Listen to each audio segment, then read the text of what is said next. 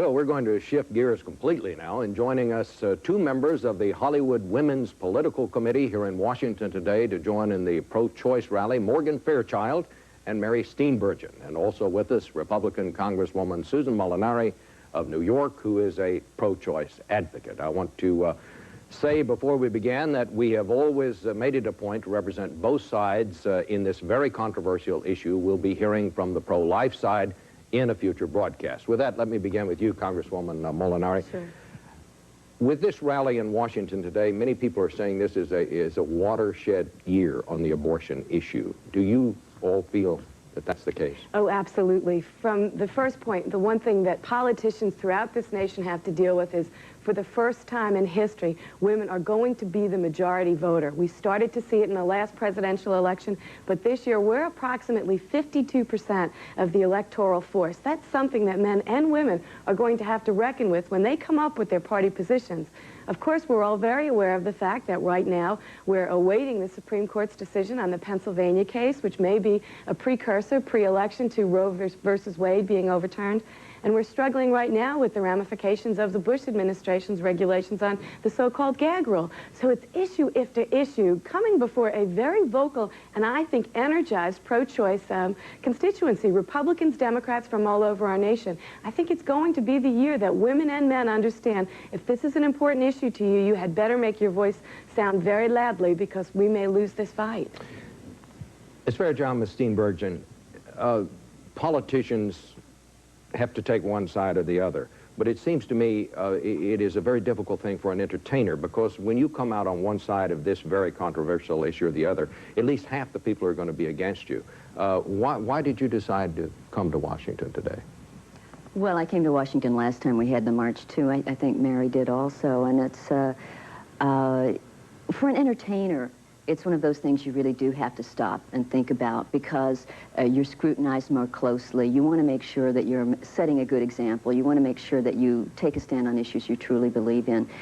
This is an issue I just felt so strongly about, the fairness of it, that I thought there was no way I could shirk what I felt like was my responsibility. You know that some people will disagree with you, and you just hope that they'll remember this is America, and that's what it's all about, and respect your right to disagree with them. Well, I came for the same reasons that Morgan, but I also came because I'm a mother of two children, one of whom's a daughter, and I want to be able to look her in the eye and say that your mom did everything she could to help protect the rights that I grew up with. I would like to think that in America, as time goes on, you gain freedom, not lose freedom. And in my life, I have watched this freedom being eroded. I also believe that today I'll be marching for a lot of people who couldn't afford to fly to Washington, D.C., or who are working too hard or looking after their children and can't come here. In fact, just on my short trip here, I had the flight attendants and the people of the airline say, "March for me, I'd love to be there, march for me." And so many men and women have said that to me, so I'd like to represent them as well. You know, this is such a divisive issue, and people on both sides feel so strongly. I can't think of anything. It may be the most divisive issue since race that tore this country apart during the Civil War. Is this the kind of issue that, when you're considering who you want to vote for, should you vote only on the basis of how that politician feels on this issue? Because I ask that question because many people say that one of the things that's wrong with politics now is we've developed these kind of single-issue groups that have been very divisive, and the result is we get nothing done. How do you reconcile that, and how do you consider who you're going to vote for in light of your strong feelings on this issue? Well, it's my own personal opinion that in many ways what the last two administrations have done is to make this a divisive political issue instead of a personal and private issue.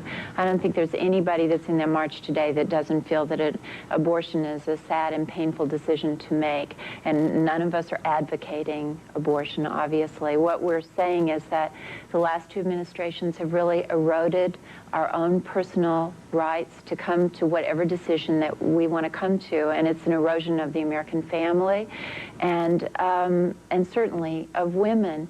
And so I think that it's become an issue that we do look very closely at. I still personally feel that you look at the sum total of a person and their voting record when you vote for them. But certainly women are carefully looking at this issue this year.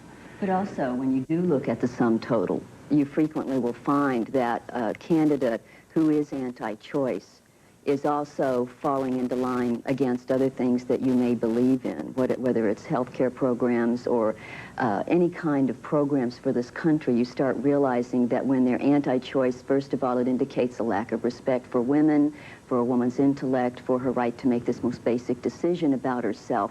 And it sort of shows you where they're going as far as their attitude toward you, your own self-respect, and the fundamental American right to make choices that affect your own private life, the right to privacy, the right to free speech with the gag order.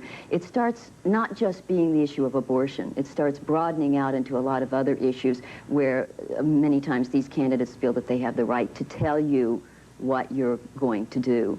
And that's what we're fighting against, because it just broadens out. It starts with one thing, but then it broadens out. Congresswoman Molinari, your party is going to have a convention, and all indications are it's going to be very pro-life. It's going to be anti-abortion. The president has chosen pro-life advocate to chair the platform committee. What do you think is going to happen?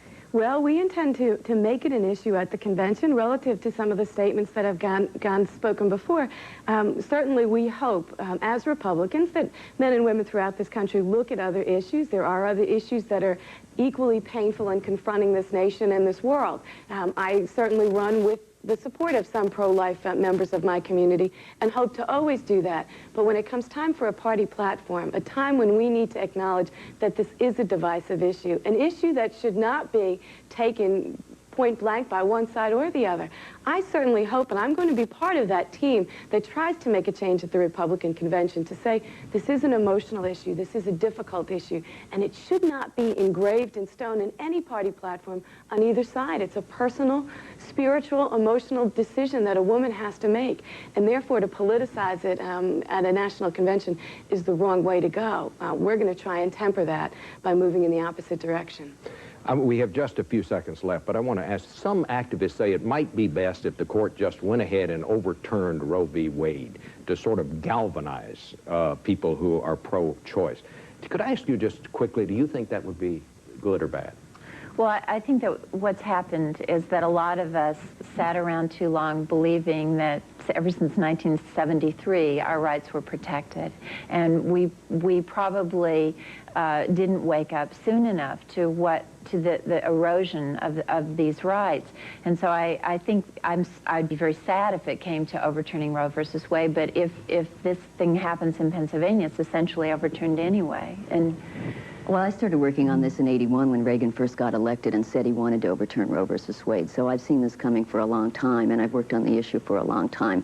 I think people are starting to wake up to the fact that what the court will probably do is just eviscerate Roe versus Wade rather than actually overturn it, the Pennsylvania being the first in a list of Utah and Louisiana of really terrible legislation coming out of some of the states. All right. My thanks to all of you. We're out of time. We'll be back with the final word in a minute.